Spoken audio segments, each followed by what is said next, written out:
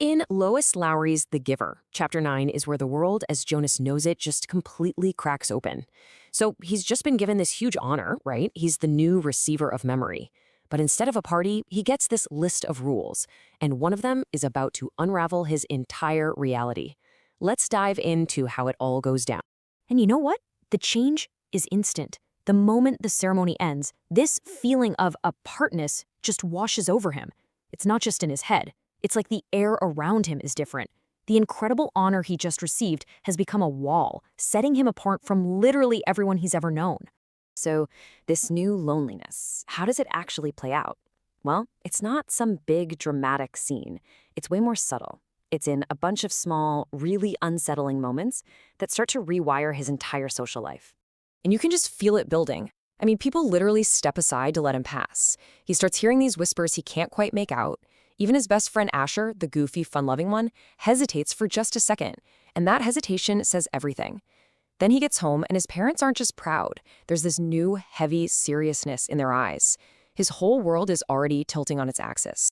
And this strange new reality only gets more intense at dinner. The conversation turns to the history of his new job, and Jonas learns something absolutely terrifying. There was another receiver selected 10 years ago.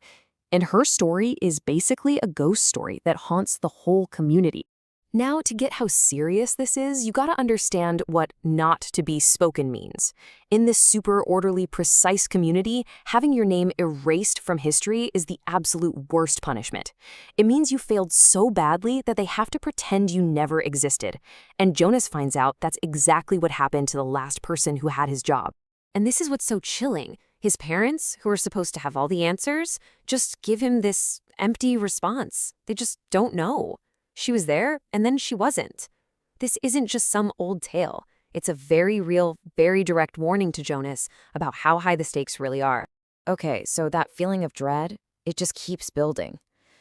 Later, when he's alone in his room, Jonas finally opens the folder he got at the ceremony.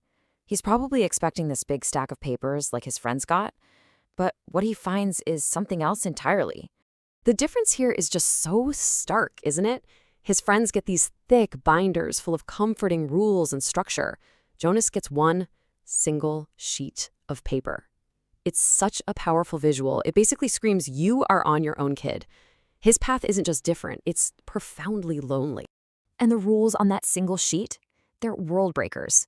He can be rude, which is just unthinkable in their society. He has to stop telling his dreams in the morning, which is a huge family ritual. He can't get medicine for any pain from his training. And he can never, ever apply for release. Every single rule just pulls another brick out of the foundation of his life. But you know, it's that rule about the medication that really gets to him.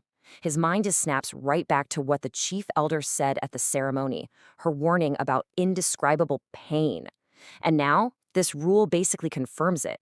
He's going to have to face that pain, whatever it is, all alone. The dread is officially very, very real. Okay, but as wild as all those rules are, they are nothing. And I mean nothing, compared to the final rule on the list. This is the one that doesn't just change his life. It shatters his entire concept of what is real and what is true. So he's looking at this paper, taking in each shock one by one, and then he gets to the very last one, rule number 8. Just 3 words. You may lie. And for Jonas, in his world, this is a seismic event. It's a concept so foreign, so absolutely forbidden, his brain can barely even process it. To really get why this is such a bomb drop, you have to remember their obsession with precision of language.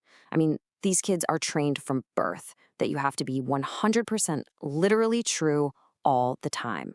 Saying, I'm starving when you're just hungry? No, that's a lie. Honesty isn't just a good idea, it's the bedrock of their whole world. So after a whole life of being drilled to never, ever do this one thing, he, Jonas, has just been given a get-out-of-jail-free card. This rule doesn't just break a rule, it shatters the fundamental trust that holds his entire society together.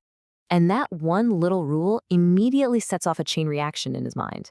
Because if he has permission to lie, what about everybody else? This is the first terrifying domino to fall. The thought had never, ever crossed his mind before. He just assumed everyone lived by the same rules. But what if they don't? What if other important adults got this exact same rule tucked away in their instructions? And the idea just snowballs, right? His mind is racing. What if his parents got this rule? His teachers? What if the chief elder herself has it? What if this whole world of trust he's lived in is just a facade run by people who are allowed to deceive him? And that spiral of doubt, it leads him to one final, absolutely paralyzing conclusion. The very ground he stands on, the idea of truth itself, has just crumbled into dust. And that's the ultimate trap, isn't it? It's a perfect vicious circle. He's been given the amazing power to ask rude questions, but this final rule makes that power completely useless. He could go to his dad and ask, "Do you lie?" And if his dad's secret rule is also, "You may lie," a simple no means absolutely nothing. There's no way to ever know for sure. And that's exactly where Chapter 9 leaves Jonas and us, stuck in this massive philosophical crisis. It's a question that completely shatters his world, and it's the one that really sticks with you long after you put the book down. If the people you trust most are allowed to lie, how do you ever know what's real again?